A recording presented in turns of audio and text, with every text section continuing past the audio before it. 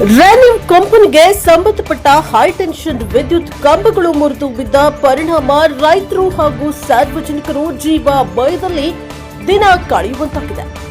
ಸಂಗನಾಳದಿಂದ ಕರಮುಡಿ ಹಾಗೂ ತೊಂಡಿಹಾಳ ಗ್ರಾಮಗಳಿಗೆ ಸಂಪರ್ಕ ಕಲ್ಪಿಸುವ ರಸ್ತೆಯ ಮೇಲೆಯೇ ವಿದ್ಯುತ್ ಕೇಬಲ್ಗಳು ಬಿದ್ದಿರುವುದರಿಂದ ಸಂಚಾರ ಸಂಪೂರ್ಣ ಸ್ಥಗಿತಗೊಂಡಿದೆ.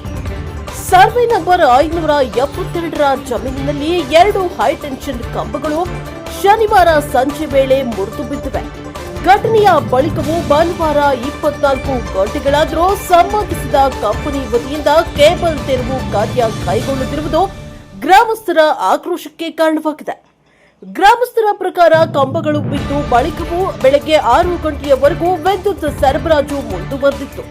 ಮಳೆ ಹಾಗೂ ಗಾಳಿ ಇರುವ ಕಾರಣ ಆ ಸಮಯದಲ್ಲಿ ರೈತರು ಹೊಲಗಳಲ್ಲಿ ಇರಲಿಲ್ಲ ಮತ್ತು ವಾಹನ ಸಂಚಾರವು ಕಡಿಮೆ ಇದ್ದಿದ್ದರಿಂದ ದೊಡ್ಡ ಅನಾಹುತ ತಪ್ಪಿದಂತಾಗಿದೆ. ಹೊಲಗಳಿಗೆ ತೆರಳುವ ರೈತರು ಹಾಗೂ ಒಂದು ಗ್ರಾಮದಿಂದ ಮತ್ತೊಂದು ಗ್ರಾಮಕ್ಕೆ ತೆರಳುವ ಸಾರ್ವಜನಿಕರು ರಸ್ತೆ ಬಂದ್ ಆಗಿರುವುದರಿಂದ ತೀವ್ರ ತೊಂದರೆಯನ್ನ ಅನುಭವಿಸ್ತಾ ಇದ್ದಾರೆ.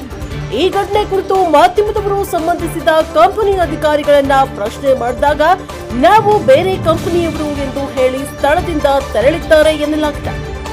ಮಾಧ್ಯಮದವರ ಕರೆಯ ಮೇರೆಗೆ ಮಾನ್ಯ ತಹಶೀಲ್ದಾರ್ ಅನುಪಸ್ಥಿತಿಯಲ್ಲಿ ಉಪ ತಹಶೀಲ್ದಾರ್ ವೆಂಕಟೇಶ್, ಪಿಎಸ್ಐ ವಿಜಯ್ ಪ್ರತಾಪ್ ಹಾಗೂ ಕೆಇಬಿ ಎಸ್ಒ ಅಧಿಕಾರಿಗಳು ಸ್ಥಳಕ್ಕೆ ಭೇಟಿ ನೀಡಿ ಪರಿಶೀಲನೆಯನ್ನ ನಡೆಸ್ತಾ ಇದ್ದಾರೆ. ಪ್ರಕರಣ ಸಂಬಂಧ ಎಫ್ಐಆರ್ ದಾಖಲಿಸುವುದಾಗಿ ಅಧಿಕಾರಿಗಳು ತಿಳಿಸಿದ್ದಾರೆ. ಈ ವೇಳೆ ರೈತರು ತಮ್ಮ ಸಮಸ್ಯೆಗಳು ಹಾಗೂ ಆತಂಕವನ್ನ ಮಾಧ್ಯಮದ ಮುಂದೆ ಹಂಚಿಕೊಂಡಿದ್ದಾರೆ. ಬ್ಯೂರೋ ರಿಪೋರ್ಟ್ ಸಿಎ ಆದಿ ಎನ್ಕೆ ಟಿವಿ 4 ಯಲಬುರ್ಗಾ.